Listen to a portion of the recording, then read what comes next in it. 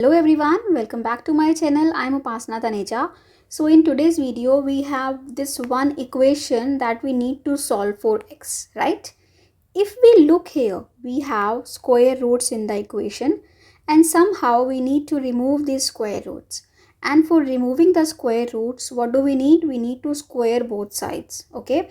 So let me rearrange this equation first. I will write x plus 7 and I will subtract square root of x from both sides, okay? Then we will get this, right? Then I will square both sides.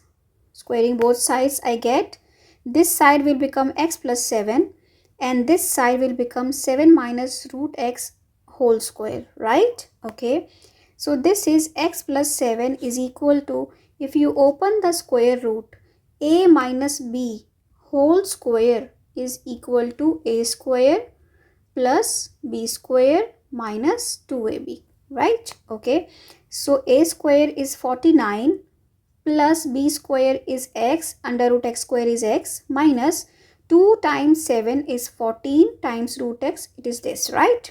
Okay, now subtracting x from both sides, you get here x and x will cancel out, you get 7 is equal to 49 minus 14 root x.